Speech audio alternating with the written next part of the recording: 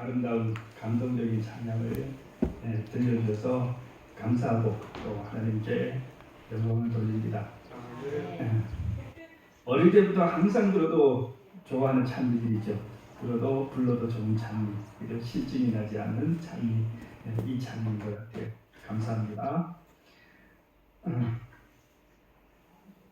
그 전사님, 저희가 PPT가 지금 할 수 있나요?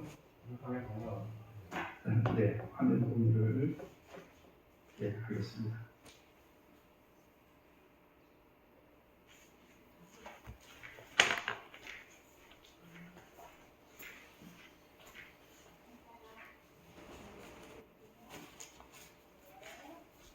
네.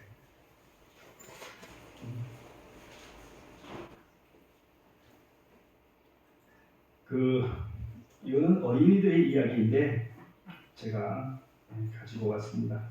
어른들도 어린이들의 이야기를 좋아하시니까요. 네. 제목은 14개의 계단이라고 하는 이야기입니다.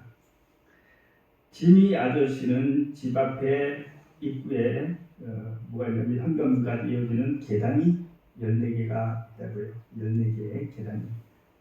살아가면서 우리는 뭐 계단 숫자를 세보고 올라가고 내려가고 하진 않잖아요. 근데 이분이 왜 그럴까요? 왜 그 계단 숫자를 셀까요? 힘들어서. 그죠? 계단을 올라가기가 불편하게 느껴지는 거죠. 힘든 사람들이 있죠. 그래서 언제부턴가는 이 현관문을 들어서서 그 집 문 앞을 대문을 들어서서 현관문을 쳐다보며 야, 오늘은 저기를 무사히 올라갈 수 있을까 이렇게 걱정을 했습니다. 어느 날 의사 선생님은 지미 아저씨에게 말씀하시기를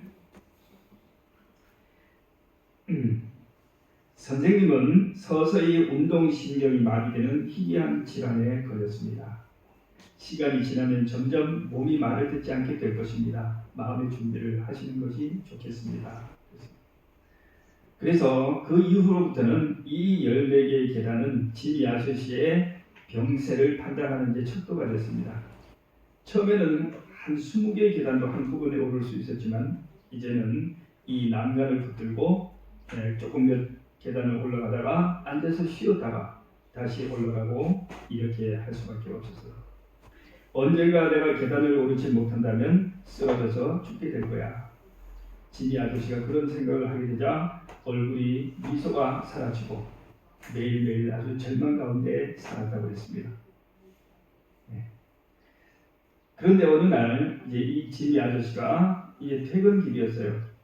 역시 자기가 이제 운전을 해서 퇴근을 하고 있는데 그날따라 비가 내리고 바람이 아주 심하게 불고 있었습니다. 그래서 조심스럽게 이제 운전했어요. 큰일인데. 왜냐하면 자기의 하체가 뭐예요? 하체가 잘 움직일 수가 없어요. 그래서 이 자동차를 운전하는 것도 이제 굉장히 힘들다고 느꼈습니다. 그런데 이제 그렇게 염려를 하면서 조심스럽게 페달을 이렇게 확인하면서 집으로 돌아오고 있는데 바로 그 순간에 자동차가 심하게 요동치고 또 하필 그때 오른발이 전혀 말을 듣지 않아서 그만 이 차는 속도를 줄이지 못하고 커브길에서 길 옆으로 미끄러지면서 어둠 속에 멈춰버렸어요. 그런데다가 그 순간에 이 차가 타이어가 펑 하고 한구가 났습니다. 야, 이 몸으로는 바퀴를 갈 수가 없는데 어떡하지? 그렇게 걱정하고 있을 때 맞은편에 한 집에 현관문이 열리더니 한 소녀가 나와서 지미 아저씨를 물끄러미 쳐다보고 있었습니다. 얘야, 혹시 집에 어른이 안 계시니? 아저씨가 다리가 아파서 자동차 바퀴를 갈 수가 없단다. 그러자 이 소녀가 아무 말 없이 집으로 들어가더니 잠시 후에 할아버지 한 분을 모시고 나왔습니다. 이 할아버지가 말씀하시기를 걱정 말고 차 안에 계시게 내가 차 타이어를 교체해 줄 테니. 그렇게 하고는 이 할아버지가 차 타이어를 이제 갈기 시작했어요. 지미 아저씨는 이제 차 안에서 앉아가지고 굉장히 참 불편하고 미안한 마음이었지만 자기가 어쩔 수 없기 때문에 자동차를 이제 할아버지가 갈아주시도록 이렇게 기다리고 있었어요. 근데 시간이 굉장히 많이 흘렀어요. 생각보다 시간이 너무 많이 흘러요. 그래서 이 지미 아저씨가 걱정을 하기 시작했어요. 야, 이거 뭐 잘못된 거 아닌가? 차라리 시내에 있는 가센터에 하든지 아니면 아는 사람한테 다른 사람한테 전화해서 도와달라고 할 것을 그렇게 걱정을 하고 있었는데 조금 있다 할아버지가 자동차가 다 고쳐졌습니다. 이제 가도 되겠습니다. 했어요. 그래서 이제 이 지미 아저씨가 감사합니다 어르신. 제가 너무 미안해서 너무 감사해서 얼마를 좀 드리고 싶은데 얼마를 드리면 될까요? 이렇게 물었어요. 그랬더니 할아버지가 아닙니다. 한 푼도 낼 필요가 없습니다. 방금 우리 손녀가 당신은 다리가 불편한 장애인이라고 하면서 당신을 내가 도울 수 있어서 그저 오히려 내가 더 기쁘다. 그냥 가시라고 했어요. 아마 서로의 입장이 바뀌었다면 당신도 나에게 똑같이 도와줄 것입니다. 이렇게 말했어요. 근데 이분이 너무 미안해서 그래도 막 찾아봤더니 주머니에 $5가 있었대요. $5를 이제 드리면서 이거라도 좀 받으십시오. 그런데 노인이 돈을 쳐다보지도 않고 받지도 않고 그래요.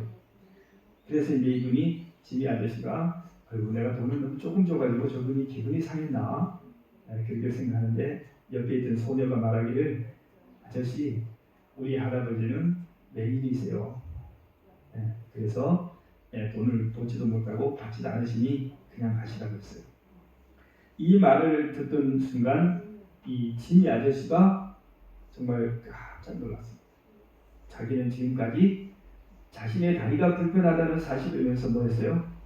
다른 사람에 대해서는 생각하지도 않고 자기 자신의 인생에 대한 걱정과 염려만 찼었는데 이 자기를 도와준 분이 자기보다 더 어려운 상황에 있는 사람이 이렇게 자기를 도와줬다는 사실을 깨닫고는 이분이 감동을 받았어요. 마음이 이제 바뀌었습니다.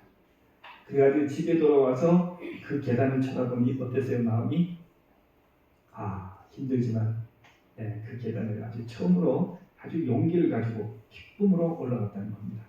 그렇게 하고 자기도 비록 몸이 불편하지만 다른 사람을 도울 수 있다는 그런 생각에 용기를 가졌다.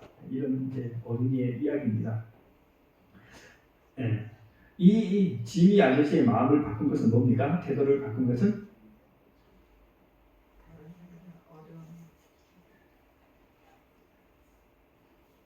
이분의 마음이 바뀌었죠. 그죠? 이분의 마음이 바뀐 것은 바로 그 할아버지의 친절, 난 모르는 사람을 위한 자기의 희생적인 친절과 사랑 때문에 그랬던 것입니다.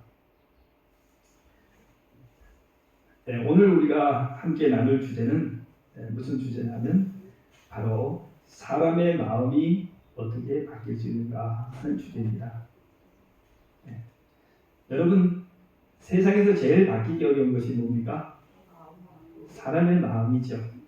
아마 자녀를 키워보신 분들은 다 아실 겁니다. 그죠? 세상에서 제일 어려운 것이 뭐냐면 사람의 마음을 바꾸는 것입니다. 제일 큰 기적입니다.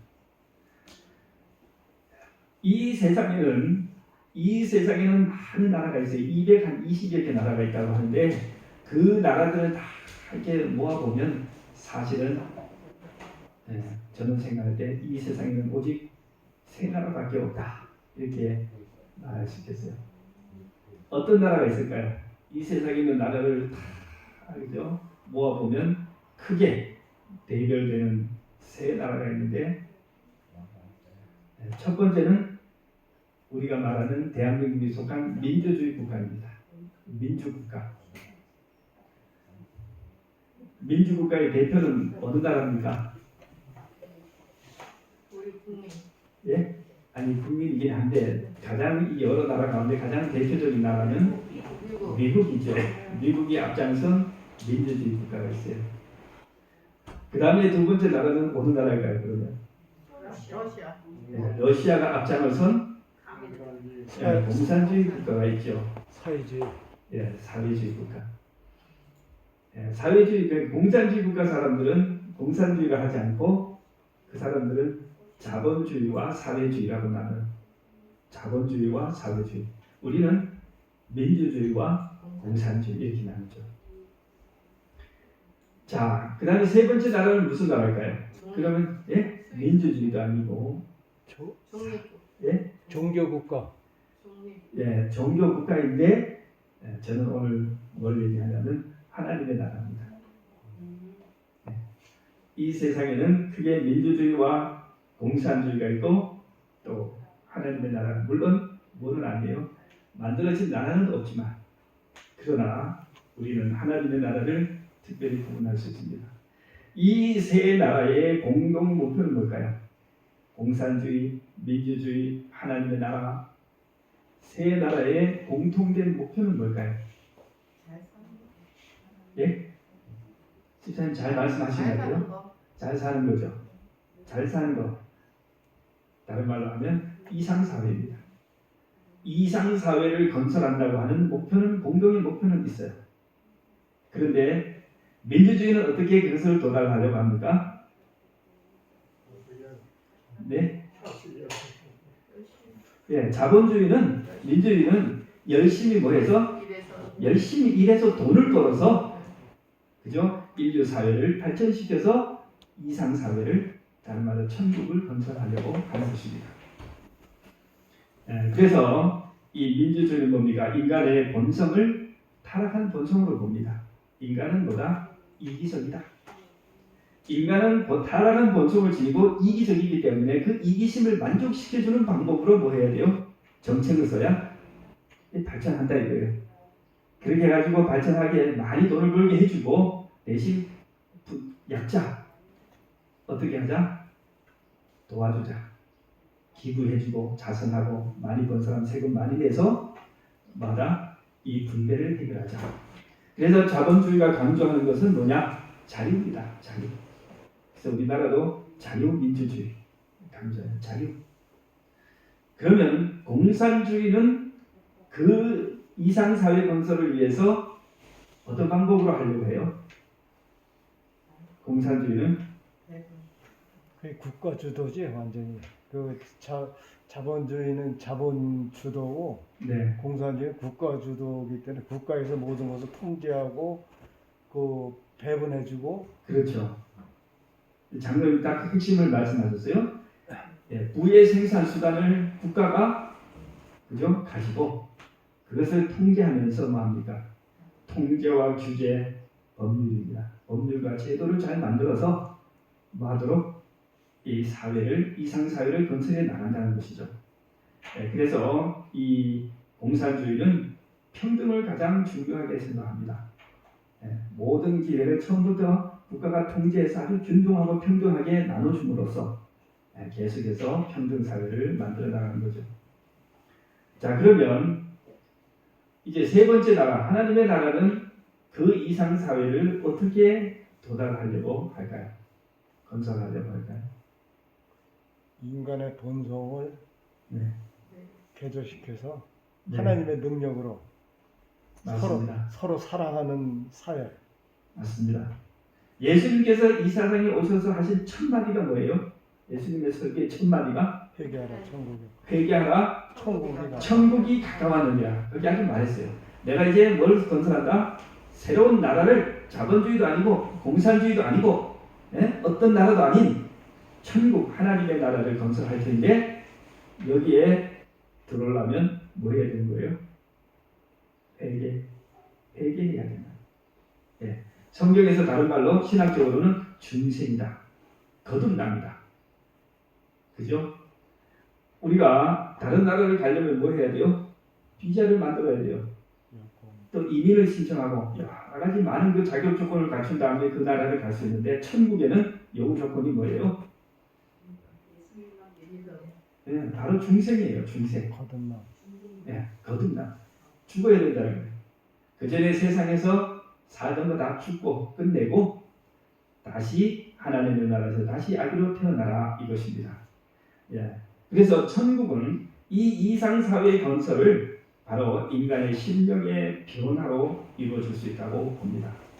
그래서 예수님께서 하신 그 말씀 가운데 예수님의 가르침에 상당히 많은 가르침은 뭐냐면 천국에 대한 얘기예요. 항상 뭐라고 합니다. 예수님 비유를 말씀하실 때 대체로 보면 이렇게 시작하죠. 하나님의 나라는 무엇과 같은지, 하나님의 나라가 무엇과 같을까? 그래서 예수님의 모든 비유나 설교는 뭐냐면 천국에 대해서 설명하는데 듣는 사람들이 대체로 못 알아봐요. 왜 못 알아봅니까? 우리는 나라를 건설할 때 나라라고 생각하면 뭐가 있어야 돼요? 영토, 영토, 국민, 국민, 주권 이 세 개가 있어야 되잖아요. 영토, 국민, 주권 이 세 개에 대해서부터 설명을 하면서 뭐 혁명을 하든지 뭐 어떻게 그죠? 데모를 하든지 뭐 이렇게 선거 투표를 하든지 뭐 이렇게 해서 나라가 만들어진다고 생각하는데 예수님의 그 천국의 설명에는 그런 것이 하나도 안 나와요. 그러니까 사람들이 들어보고도 처음에는 기대를 해요. 천국에 대해서 설명을 하니까 기대를 했다가 막판에는 뭐예요? 다 그냥 아이고 오늘도 별거 없네 하고 떠나요. 예수님이 이 땅에서 설교했을 때 가장 호응이 좋았던 설교는 뭐냐면 뭐 설교라기보다는 그분이 하신 일 가운데 가장 그들의 기도를 만족시켰던 날은 5,000명을 먹였던 때였어요. 5,000명을 보리떡 5개와 물고기 2마리로 배고픈 5,000명을 먹이고 나니까 사람들이 이제 드디어 이분이 자기의 나라를 건설하기 시작하는구나. 다들 그렇게 생각했어요. 예수님은 아이고 이거 실수다. 이거 아니다. 하면서 제자들이 빨리 배를 타고 건너가자고 하면서 막 떠나가죠. 자, 오늘 우리는 예수님의 비유에 대해서 배우는데 여러분 예수님의 비유에 대해서 배울 때 예수님의 비유에 대해서 복잡하게 생각하실 것이 없습니다. 예수님의 모든 비유는 대부분 천국에 대한 설명을 하기 위해서 하신 거예요. 네. 자, 마태복음 13장 31절을 보겠습니다. 오늘 우리가 배울 비유는 예수님의 비유 가운데 가장 짧은 비유입니다. 네, 어떤 비유는 길지만 한 장에 걸치지만 어떤 비유는 한 절에 지나지 않습니다. 그러나 이 비유 가운데 하나님의 나라의 굉장히 중요한 성격을 잘 설명하고 있기 때문에 보려고 하는 것입니다. 마태복음 13장 31절 32절 찾으셨습니까? 마태복음 13장 31절 32절 읽겠습니다. 또 비유를 들어 이르시되 천국은 마치 사람이 자기 밭에 갖다 심은 겨자씨 하나 같으니 이는 모든 씨보다 작은 것이로되 자란 후에는 풀보다 커서 나무가 되매 공중의 새들이 와서 그 가지에 깃들이느니라. 여기까지가 비유 하나, 겨자씨의 비유입니다. 두 번째 33절 읽겠습니다. 시작. 또 비유로 말씀하시되 천국은 마치 여자가 가루 서말 속에 갖다 넣어 전부 부풀게 한 누룩과 같으니라. 한 절짜리 비유, 두 번째 비유입니다. 이것은 뭡니까? 우리가 누룩의 비유라고 부르는 것입니다. 자, 이 비유를 보시면서 이 두 비유가 무엇을 말하는지 한번 생각을 해보겠습니다. 이 두 비유는 굉장히 내용이 뭐해 보여요? 굉장히 내용이 유사해 보입니다. 그죠? 천국에 대해서 설명했는데요. 자, 천국의 무엇에 대해서 설명하신 것일까요? 천국의 네. 그러니까 천국 건설의 시작 처음은 작은 거로 시작해가지고 네. 점점 이것이 커져가지고 네. 큰 나무도 되고 큰 빵으로 부풀고 그렇습니다. 그죠? 자, 천국은 뭐와 같다고요? 우리 방금 장로님 말씀 주신 것처럼 아주 작은 것으로 시작한다는 거예요. 아주 작은 것, 눈에 잘 보이지도 않게 작은 것으로 시작해요. 그런 다음에 세월이 지나서 시간이 지났을 때 그것이 충분히 자랐을 때는 정말 가장 큰 거대한 것으로 규모로 자라난다. 그런 것입니다. 자, 또 이 두 비유, 그러니까 앞에는 뭡니까? 앞에 겨자씨의 비유도 그렇고요. 겨자씨가 얼마나 작습니까? 그놈이 커가지고 큰 나무가 돼서 하늘, 그 공중에 새들이 와서 거기에 집을 짓고 깃들 정도로 커졌다는 거죠. 두 번째 비유는 뭡니까? 이 누룩의 비유도 같습니다. 여러분, 그죠? 그 빵가루, 반죽 속에 뭘 넣어요? 이스트를 넣잖아요. 이스트가 사실 그 세균 아니든 그게 뭐 보입니까? 인간의 눈에 있어도 그만, 없어도 그만이죠. 우리 집사님들 아마 냄새 맡아서 알아보실 겁니다. 그죠? 냄새 맡아서 이게 그죠? 있는지 없는지. 예, 그 있으나 눈에 보이지도 않는 그 존재가 뭐예요? 그 하는 작용에 의해서 작은 반죽이 뭐가 됩니까? 큰 반죽이 되잖아요. 예. 요즘 그렇게 집에서 빵 하시는 집사님들 계세요? 요즘은 아무도 그렇게 안 하시죠? 에리스 김 집사님. 아, 김혜일 집사님 아직도 빵을 하십니까? 네. 그죠?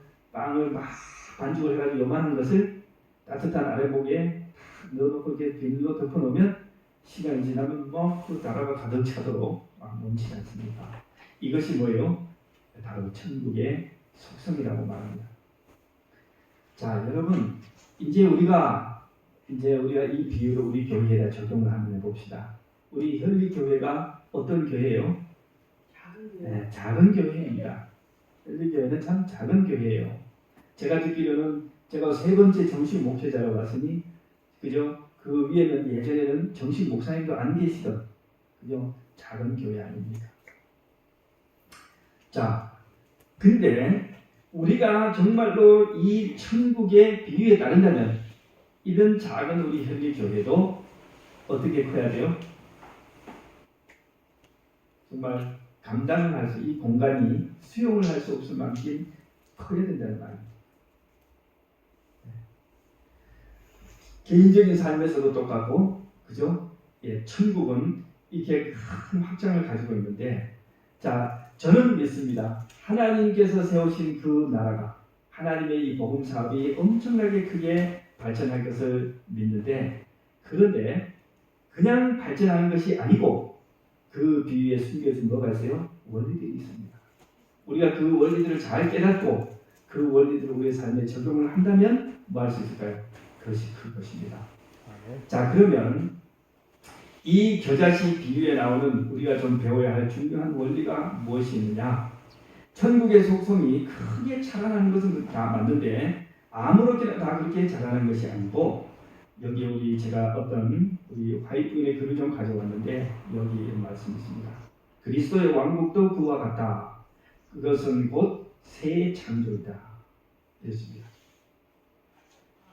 그 나라의 확장 원칙은 세상 나라를 지배하는 원칙과는 정반대이다. 이 세상 나라는 완력으로 정부하고 전쟁으로 제 주권을 유지하지만 새 나라의 건설자는 평강의 왕이시다. 그렇습니다. 그리스도의 나라의 정책에는 완력을 써서 사람의 양심을 억압하는 일이 없다. 네. 자, 여러분, 뭐가 없다고요? 강요하는 인간의 생각과 선택을 강요하는 그런 일이 없이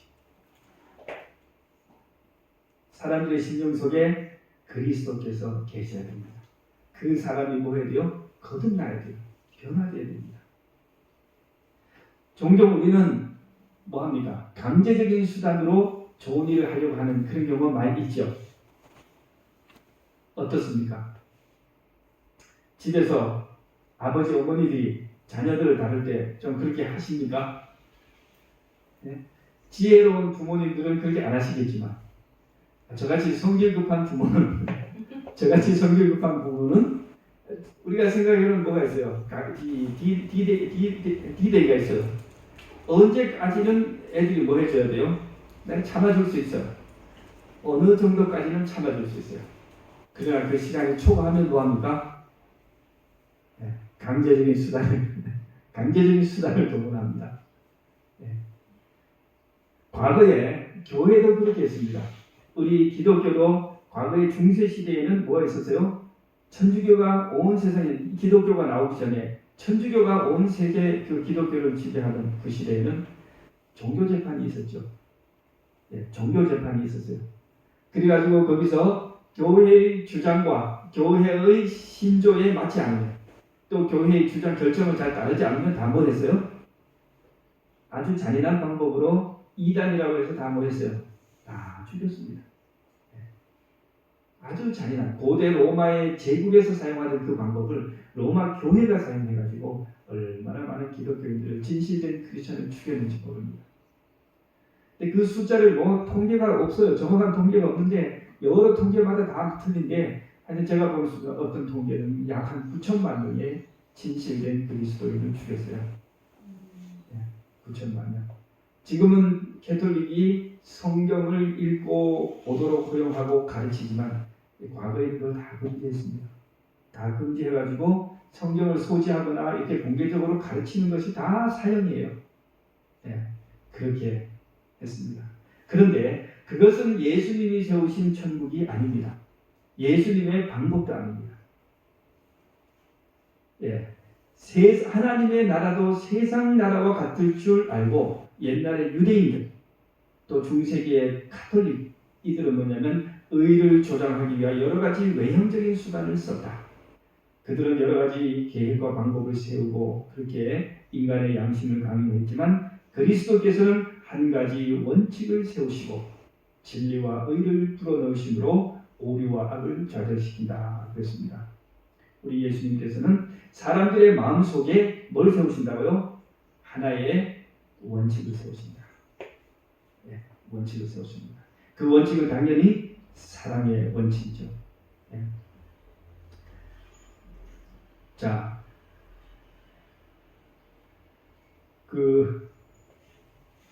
하나님의 나라가 시작할 때는 참으로 미미합니다. 여기에 보시면 한마디 말을 들려주고 한 줄기 빛을 비춰주고 새 생활을 시작하도록 가만을 끼친 그 결과를 누가 능히 측량할 수 있겠는가? 여러분, 우리가 어떤 그 전도회를 하거나 또 어떤 그 교회 일을 할 때에 큰 일을 만들고 한 100명이 참여했다, 200명이 참여했다, 또는 뭡니다. 100명, 200명도 적은 거예요. 우리 기독교 행사 예전에 보니까 막 100만 명이 모였다는 거예요. 빌리 그레이엄 목사가 왔다든지 또 무슨 조용기 목사님 뭘 특별 취재를 하면 뭐예요? 정말 수십만 명의 사람들이 따라다닙니다.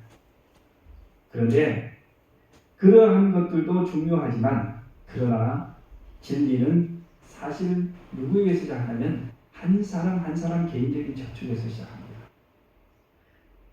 오늘 우리가 바깥에 나가가지고 예수님을 모르는 한 사람에게 뭐 하는 것이 예수님에 대해서 소개해 주는 것.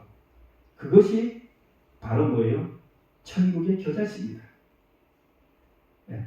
외로운 사람을 찾아가서 방문해서 그에게 조그마한 음식을 베풀면서 뭐예요?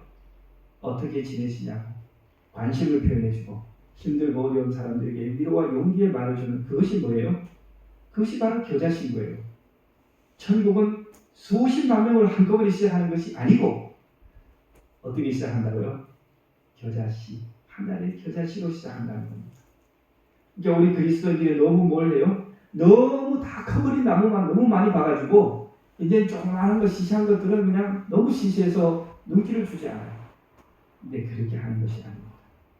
우리가 오늘 현지교회가 여기서 하나님의 나라를, 천국을 우리가 전파한다고 하면 우리는 정말 개인적인 접촉으로부터 그렇게 시작을 해야 하는 것입니다.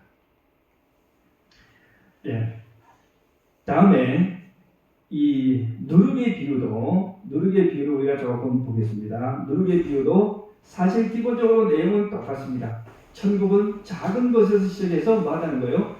크게 자라난다는 거예요. 그런데 누룩의 비유가 가지고 있는 조금 더 다른 상징이 있는데, 뜻이 있는데, 여러분, 이 이스트죠.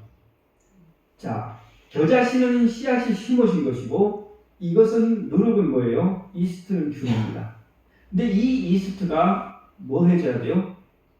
밀가루 반죽 속에 뭐 해줘야 됩니까? 들어가서 섞여져야 돼요. 이 이스트가 거기 들어가지 않고 바깥에 그냥 있다면 이 반죽은 영원히 부풀어 오르지 않을 것입니다.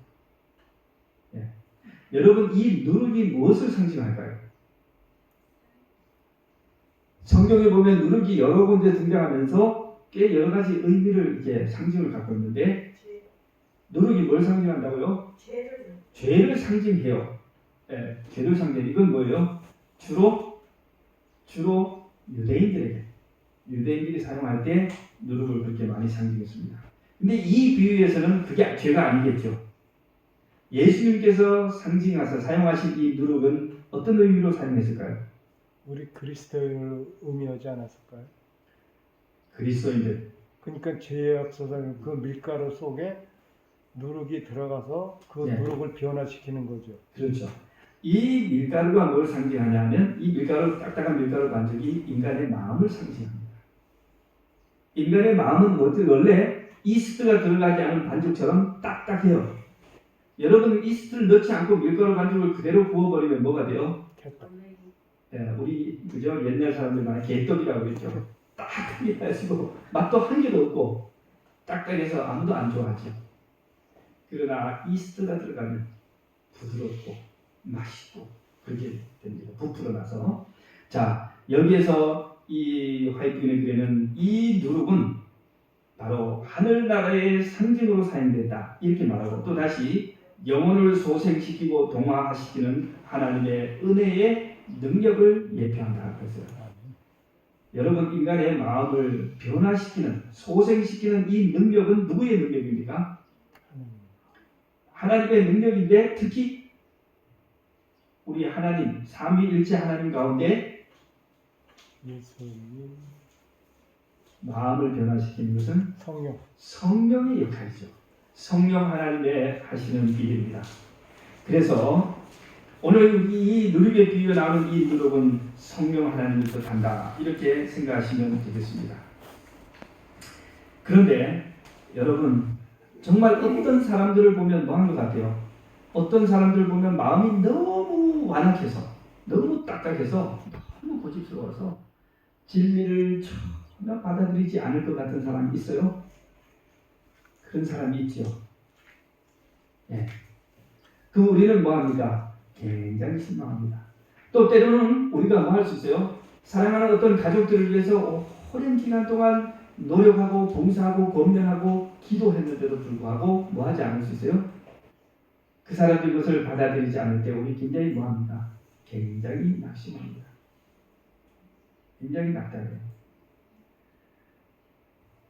그런데 여기에 이렇게 되어 있습니다. 이 능력이 역사할 수 없을 만큼 그처럼 극악하고 타락하고 저속한 사람은 하나도 없다. 성령의 능력으로 변화되지 않은 사람은 아무도 없다는 것입니다. 얼마나 희망적인 기도입니까? 성령의 역사에 굴복하는 사람 속에는 새로운 생명소가 심어져 잃어버린 하나님의 형상이 다시 회복된다. 그러나 사람은 자신의 의지로서 자기 자신을 변화시킬 수 없다. 이 겨자씨의 비유도 그러고요.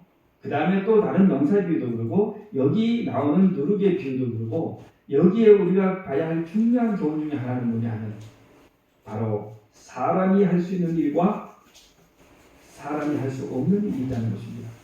다른 말로 사람이 해야 될 일과 하나님이 하실 일이 있다는 거예요. 여러분 겨자씨든지 어떤 씨앗을 심는 것은 누가 하는 일이에요? 농부가 하는 일이잖아요. 농부가 심어요. 그런데 우리가 퇴비도 줄 수 있고 김매기가 할 수 있지만 그 곡식이 쭉쭉 자라는 것은 누가 하는 일입니까? 그것은 하나님만이 하시는 일이잖아요. 그죠? 이 이스트 반죽도 똑같습니다. 이스트 안에 뭐예요? 그 반죽 안에 이스트를 넣고 정성스럽게 막 반죽을 해가지고 따뜻한 곳에 넣는 것은 인간이 할 수 있지만 그러나 그 반죽을 정말로 부풀게 만드는 그 역할은 인간이 할 수 있어요? 인간이 할 수 없잖아요. 제가 예전에 저도 막 빵을 열심히 만든다고 하는데 이 빵을 부풀게 못해. 이 기술이 없으니까. 그래가지고 제가 막 이제 저걸 다 했는데 언젠가 한번 이제 예전 이스트를 했는데 이게 시간이 너무 지났는데 그걸 모르고 이스트는 아무나 다 되는 줄 알고 그걸 갖다가 잔뜩 넣고 반죽을 해가지고 정성스럽게 신주 모시듯 아래 무게다 딱 해가지고 이걸로 덮어놓고 이 시간을 몇 시간 기다리고 가서 열어봤는데 어때요? 반죽이 하나도 변치 않고 그대로 있어요. 여러분 인간이 할 일은 다 했죠. 인간이 할 일은 다 했어요. 근데 그 안에 들어가 있는 이스트가 꼼짝도 안 했어요. 똑같은 겁니다. 오늘 우리가 영혼을 구원하는 데 있어서 우리가 할 일은 뭡니까? 초청하는 것. 우리가 영혼을 구원하는 데 있어서 우리가 인간이 해야 할 일은 초청하는 것입니다. 그 이후의 일은 누구의 일이에요? 그 이후의 일은 성령께서 하시는 일입니다. 우리는 돌아와서 뭐 할 뿐이에요? 기도할 뿐이에요. 이 단순한 이론을 우리가 뭐 하지 못하면, 이 단순한 이론을 깨닫지 못하면 영혼 구원에 있어서 우리를 쉽게 좌절하는 것입니다. 그분이 여러분의 언변이 매력 있어서 주님께 나오는 것이 아닙니다. 우리 프로그램이 화려하고 재미있어서 나오는 것도 아닙니다. 한 영혼이 변화되는 것은, 한 영혼의 심령이 변화되는 것은 그 안에 그리스도의 말씀과 성령의 역할이 있기 때문에 그런 것입니다. 아멘. 그런데 주로 이것을 방해하는 것이 뭐냐? 우리 인간의 교만과 불신입니다. 교만한 인간은 자기가 그것을 한다고 생각하기 때문에 하나님께 기회를 드리지 않습니다. 불신은 한 인간은 뭐예요? 형식적으로 하지만 기도하지 않습니다. 방금 우리 좀 전에도 교과 시간에도 제가 참 기뻤어요. 안식일학교 끝나는데 우리 여학생도 수윤이가 하나 뒤에 와가지고 깽깽거리면서 들어오려고 해요. 지금은 갔어요. 수윤이가 예전에 우리 몇 달 전에 열심히 교회도 오고 영어도 배웠는데 이제 너무 애가 열심히 이제 교회를 오니까 어머니가 이제 장로교인이신가 봐요. 근데 그 어머니의 어머니 외할머니가 서울에 뭐 하여튼 그 굉장히 기독교에 뭐 하여튼 꽤 큰 교회에 높으신 분이래요. 그래가지고 사실 어머니는 교회를 안 다니는데 잘 거의 안 다니는데도 뭐요? 딸이 안식일 교회 가는 건 안 된다는 거예요. 그렇게 해가지고 아주 딱 이렇게 끊었어요. 그래가지고는 얘가 못 왔어요. 오랫동안 못 왔어도 굉장히 가슴이 아팠어요. 야. 그런데 얘가 너무나 오고 싶었던 거예요.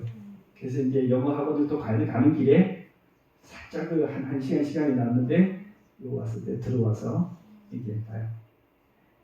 저는 이런 것이 여기 겨자씨처럼 정말 작은 일이라고 생각합니다.